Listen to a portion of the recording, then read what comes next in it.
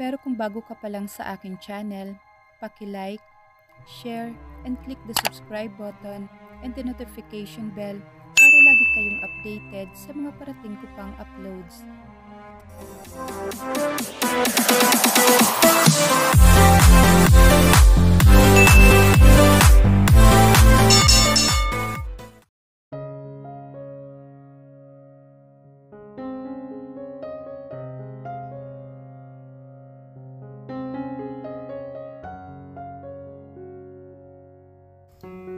I woke up to find out that it's already 6:10 p.m.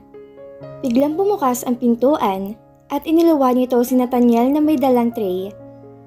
It's already dinner. Inilapag niya ang tray na may lamang maraming pagkain sa lamesa na katabi ng kama ko saan ako nakahiga. That is too much. Ako lang bang kakain yan? Tiningnan ko si Nathaniel, but he just crossed his arms. Ang dami niyan, kaya hindi ko mauubos yan. Don't tell me nagdadayat ka na naman. Still with his crossed arms. I didn't say that. Ang sinabi ko hindi ko yan mauubos dahil sobrang dami. But he didn't listen to me, instead he grabbed the spoon. Don't tell me susubuan niya ako? Eat. Paglapit niya nung kutsarang may kanin at ulam. I can eat on my own, Nathaniel. You see, I have hands. Eat, Abigail. I'm begging you. You don't know how worried I am seeing you lying unconsciously in the bathroom. Wala na akong nagawa pa, kundi ang sundin kung ano man ang gusto niya. Ang subuan ako. Hindi naman ako pilay, pero kung tratuhin niya ako ay parang nabali ang kamay ko. Don't be stubborn, Abigail. Sinabi niya nang sinubukan kong ilagan ang pagsubo niya ng kanin sa akin. Busog na ako. Matalim niya akong tinitigan, kaya hinayaan ko na naman siya sa gusto niyang gawin. Why so sudden? Matapos kong uminom ng tubig, kumunot ang noo niya sa naging tanong ko. Manang Judy? Because of you. Nagtatakang tiningnan ko siya. Anong ibig niyang sabihin na kung dahilan kung bakit nandito si Manang Judy? Bakit ako? Still wondering why me? Abigail, nahimatay ka lang kanina. Paano kung hindi ako umuwi na maaga? Ano mangyayari sa'yo? Mas mabuti nang nandito si Manang Judy para matulungan ka rin niya sa mga gawaing bahay. May naramdaman ako sa puso ko. I'm happy knowing na concerned siya sa akin. How about Sandra? I just asked out of the blue. Bumuntong hininga siya. She's fine. Nagkita kami kanina. And happy knowing that she's alright. It's just a quick meeting. I have works and she has some errands. I'm grateful you went home early and checked on you. Because I'm contacting you but you're not answering my calls. I got so worried. Naguilt ako bigla dahil sa sinabi niya. Concerned siya sa akin, pero ako naman ay galit sa kanya. Sorry for making you worry. Hindi mo dapat ginawa yun. Ano, Abigail? Dahil na ako sa ospital. You should leave me lying unconsciously. Hindi ko alam kung bakit ko sinasabing mga salitang yon. Kusa na lang tong lumalabas sa bibig ko. Are you out of your mind, Abigail? Of course, I will not let you lying unconsciously in the bathroom. Take care of yourself. Kahit para na lang sa aming mga taong nagmamahal sa'yo. Nagmamahal? Do you really love me, Nathaniel? Hindi siya nagsalita. Parang may gumugulo sa kanyang isipan. What now, Nathaniel? Pwede ka namang tumira na lang sa kondo mo o bumukod. Iwan mo ko't sumama ka kay Sandra. I have Manang Judy naman with my side. Don't act like you care, Nathaniel. Where in fact, hindi. I know you're just doing this because of my parents and your parents. Look, Abigail. Bakit nasali si Sandra sa usapan natin? This is just about us. Walang us, Nathaniel. Okay, calm down. Huwag mo nang isipin pang ibang bagay. Just focus on yourself and take care of your health. That is the most priority, okay? Hindi ko alam pero kumalma naman ako dahil sa sinabi niya. Did I sound a jealous wife? May karapatan ba talaga ako magselos bilang asawa niya? Just wait here. Ihahatid ko lang to sa baba. Kinuha niya na ang tray at lumabas na. Nagseselos ba ako kay Sandra? Hindi syempre. Hindi niya to deserve. Tumayo ako at naglakad papuntang bathroom. Kailangan ko magsipilyo at maghugas na rin ang aking katawan. Naging maingat ako sa aking ginagawa at baka magkaroon pa ng part 2 yung pagkadulas ko kanina. I'm just thinking what should I look like when Nathaniel saw me here lying unconsciously. Pangit ba yung pagkakahiga ko? Nakakahiya naman ko na mataan niya akong pangit na nga noong pagkahiga ko pati na rin ang mukha ko. Should I ask him, what did I look like? Tiningnan ko sa salamin ang mukha ko. Naalala ko bigla ang mukha ni Sandra. I'm confident that I'm more beautiful than Sandra. Should I ask Nathaniel too about that? Of course I won't. Baka isipin niyang nagseselos ako kay Sandra. As what I have said, she doesn't deserve it. Ilang minuto rin ang tinagal ko sa banyo para maglinis ng katawan at para na rin mag-isip-isip ng kahit anong pwedeng maisip. Palabas na ako nang saktong bumukas ang pinto, kaya napatigil ako at pinagmasdan si Nathaniel na pumasok. Nakita niya ako sa aking kinatatayuan. You should wait for me. Paano kung madulas ka ulit? Here's he goes again. Concerned kung wari? Nathaniel, I can do it on my own. You see? I successfully did it. Hindi ako bagong silang para hindi makapaglakad na maayos. Dapat kang maging mas maingat. Maingat naman ako palagi Palagi? Tapos nag-smirk siya. Ang sabon ang may kasalanan, hindi ako. Paharang-harang siya sa dinadaanan ko. Kailangan ba ako mag-adjust? Inirapan ko na lang siya at pumasok sa walk-in closet. What the hell is that, Nathaniel? Pagkalabas ko ng walk-in closet, ay nandoon pa rin si Nathaniel. Ngayon ko lang di napansin ng unan at kumot na dala niya. Ito. Isang unan at kumot yata. Bakit may dala ka niyan? At anong ginagawa mo rito? You should in your room right now, not here. Pillow para sa ulo ko. A blanket para sa katawan ko. Not asking that. Bakit ka nga ba nandito Dito ako matutulog para bantayan ka. You lied to me. Sabi mo palagi ka nag-iingat, but you did sleep earlier. I can trust your words. Napabuntong hininga na lang ako dahil sa mga ginagawa niya. Saan ka matutulog? Kung hahayaan mo ako matulog sa tabi mo. No, of course. Just sleep in the sofa. Huwag mo rin akong pinag-iisipan na masama. Tiningnan ko siya na masama at nahiga na sa aking kama. I don't want us to share with the same bed. Wala namang masama. Kasal naman tayo. Shut up at matulog ka na lang. Narinig ko siyang tumawa. Isa pa, hindi ka ba nagtataka kung bakit kita kinokonta kanina? Sina Mommy at Daddy, gusto na tayong kasabay magtanghalian. Hindi ko na lang siya pinansin, pinakita ko na lang ang mga mata ko. Bukas ko na lang yon poproblemahin. Bago ko matulog, narinig kong may sinabi siya. Good night. Have a good and sweet dreams, wifey. Feel like someone is watching me, kaya minulat ko ang aking mata to found out na mayroon ngang nakatingin sa akin. Nathaniel is looking at me intently. Napabangon ako bigla dahil hindi ako mapakali sa pagtitig niya sa akin. Magandang umaga. Bati niya sa akin at ninitian ako. Magandang umaga. Napangiti din ako. Kamustang tulog mo? Ang aga mo naman. I feel like someone is watching me while I'm asleep. As long you're watching me sleeping anyway. Kinapa ko ang mukha ko. Buti naman at walang dumi. Wala lang. Sorry, inistorbo ba kita sa pagtulog? Matulog ka na ulit. And then you'll watch me again? Mas lalong hindi ako makakatulog niyan. Ngumisi lang siya. Just staring to your beautiful face. What? Tumikhim ako at inayos ang aking sarili. Kukunin ko ba yung bilang papuri? Ito ay katotohanan. Really? Pagsisigurado ko. Oo. Then how about Sandra? Sino mas maganda sa amin? Did I just ask that to Nathaniel?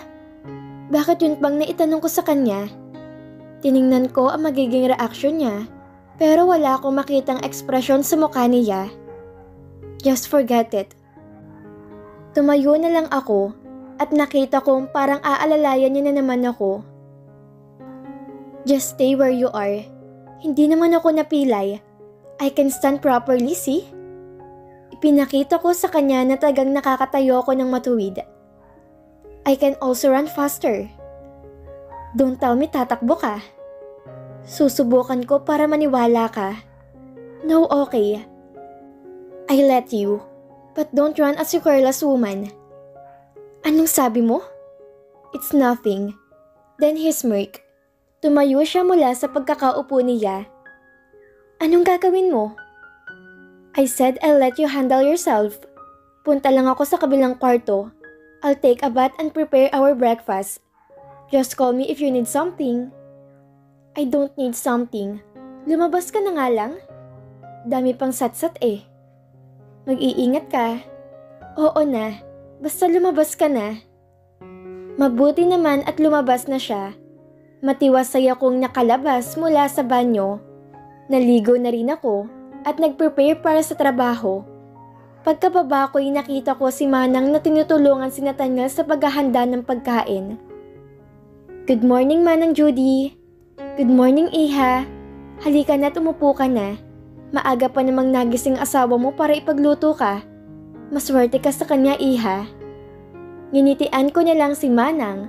Naupo na rin ako. Lumapit si Nathaniel at inilapag ang hawak niya. Naupo rin siya at sa tabi ko pa. Huwag mong sasabihin na susubuan mo ulit ako. No, of course not. I won't force you. Baka kasi tumakbo ka, you careless woman. He chuckled. Sasapakin ko to. Pasalamat siya tandito si Manang. Natapos na kaming kumain kaya pumanhik ako para magsipilyo at kunin ang mga gamit ko. I think you should rest. Pwede namang hindi ka muna magtrabaho ngayon. I'll call tita and tito for you. Pagkalabas ko ng bahay, ayan agad ang bumungad sa akin. I said I'm already okay. No one can stop me. Pagtataray ko sa kanya. Hayaan mo na lang na ihatid kita. Let's go? Bigla niyang hinawakan ang palapulsuhan ko at kinaladkad papuntang kotse niya. Nathaniel, sasabay naman ako sa'yo, pero hindi mo kailangang kalad ka rin ako. Pwede naman ako maglakad. Hindi niya man lang ako pinansin. Hinatid niya ako, kaya naman pagkahinto ng kotse ay agad na akong bumaba. Walang lingon sa likod akong naglakad papunta sa opisina ko. Nag-ayos din ako ngayon dahil sa nabanggit kahapon sa akin ni Nathaniel yung tungkol sa dinner namin with his parents. This is my first na makakasama sila sa dinner. Mabait naman ang mommy at daddy ni Nathaniel, kaya makakaya ko naman silang harapin. Napahinto ako sa ginagawa ko dahil may sumagi sa isipan ko. Why does Nathaniel act like that towards me? Concerned ba talaga siya sa akin? O baka naman napipilitan lang siyang gawin yon dahil sa mga magulang namin? Isa pa tong si Sandra. Hanggang ngayon naiinis pa rin ako, di lang sa pag-uugali niya, kundi pati na rin sa pagmumukha niya. May narinig akong kumatok sa pinto at pinapasok ko to. Yung secretary kong pumasok at sinabing may bisita raw ako. Sino naman na magiging bisita ko ngayon? Tiningnan ko ang oras pero matagal pa naman ang lunch, kaya nasisiguro kong hindi si Nathaniel yon. Hindi rin sinabi ng secretary ko kung anong pangalan ng bisita ko. dahil ayaw daw nitong ipasabi para surprise. Sino siya? Ma'am? Pagtatama niya sa akin. Lalaki ang bisita ko. Sino naman kaya siya? Papasukin mo na nga yan? Utos ko sa kanya, kaya naman lumabas na siya para papasukin ng lalaking bisita ko. Maya-maya lang ay may pumasok na lalaking ikinusupresa ko ng husto. Hera! Sabi niya at nginitian ako. Matthew! Ginulat mo ako. Yun ang aking plano at yun ay gumagana. Nginitian niya ako. Mukhang may dala pa siya. Just wait here or you can sit down. May ipapasabi lang ako sa sekretary ko. Sumunod naman siya. Sinabihan ko ang sekretary ko na wag mo muna niyang papapasukin ng kahit na sino hanggat hindi pa kami lumalabas. Napabisita ka, Matthew. This is so unusual. Nginitian ko siya at umupo sa dating pwesto. I heard that something happened to you. Are you okay? Bakas ang pag-aalala sa muka at boses niya. It's nothing. I just pout out of not eating enough. Don't worry. I'm hating now that war diet. Tumawa pa ako para makita niyang wala lang yung nangyari sa akin. Abigail, hindi pwedeng ipagsawalang bahala yon. Kasasabi mo lang na nag-pause out ka. Timing at may dala kong pagkain ngayon. Kinuha niyang isang Tupperware sa isang paper bag. What's that? Hindi ko kasi makita ng maayos yung laman, kaya labis ako nagtataka kung ano nga ba yon. Ang paborito mo? Huwag mo sabihin sa akin na spaghetti. Naalala ko na paborito mo to. I'm so happy knowing na naalala niya pa rin ang paborito kong pagkain. Yes, it's my favorite. Masayang kinuha kong Tupperware na may lamang spaghetti. I cooked that. Pagmamayabang niya. Nagulat ako sa sinabi niya dahil hindi ako makapaniwala na may alam pala siya sa pagluluto. Really? Naging crush ko siya noon, pero isa to sa talent niya na hindi ko pa alam. Ngayon ko lang talaga nalaman na marunong pala siya magluto. Yes, you don't believe me? Pwede ka namang pumunta sa kondo ko. Ipagluluto kita ng kahit ilang baldeng spaghetti. Kaya walang kaduda-dudang naging crush ko siya. Tikman mo na lang para makita natin. Tingin pa lang masarap na. Tinikman ko na ito at isa lang ang masasabi ko. Hindi lang siya marunong magluto, kundi magaling talaga. Uy, ang sarap nga. Sobrang sarap naman ito. Paano ba kasi ito niluluto? Alam mo, ang swerte ng mga taong marurunong at magaling magluto. Isa ka na doon sa mga binayayaan nga ng isang napakagandang talento. Sinalo mo ata nung nagpamigay sigad ng ganitong talento. Di man lang ako binigyan. Kumakain pa ako niyan habang nagsasalita. Si Matthew naman ay nakatingin sa akin. Natatawa na rin siya sa sitwasyon ko. Gusto mo? Hindi pa ba halata sa sitwasyon ko ngayon? Obvious naman na nagustuhan ko to. How can he cook such food? Sana nabiyayaan man lang ako kahit konting talento sa pagluluto. Noon kasing nagpaulan ng ganong talento, ay binaliwala ko dahil sa kagandahan ako nag-focus. Talagang sinalo ko lahat. Kita nga, hinay-hinay sa pagkain mo, Abigail. May kinuha ulit siya sa paper bag na dala niya. Drink this. Ibinigay niya sa akin ng isang tumbler na may lamang tubig. Uminom naman ako. Baka mabulunan pa ako. Itinigil ko muna ang pagkain ng spaghetti para lang tanungin si Matthew. Ano nga po lang pinagkakaabalahan mo ngayon? Focus lang ako ngayon sa bar na naipatayo ko last year. Hindi ko alam na may sariling bar na pala siya. Wala na rin kasi akong balita sa kanya noong makagraduate na kami sa college. Mabuti yan. Pwede kang pumunta doon. Libre ko lahat ng order mo sa unang pagpunta mo doon. Sabihin mo lang na ang gwapong Matthew nagpasabing libre. Ngumiti siya at nagpapogi sign pa. Sinong nagsabing gwapo si Matthew? Bakit? Hindi ba siya gwapo? He winked at me. Natawa na lang ako sa ginawa niya. Parang di naman siya gwapo. Mukha namang unggoy yun eh. Pangaasar ko sa kanya. Humalakhak ako dahil sa sinabi kong mukha siyang unggoy.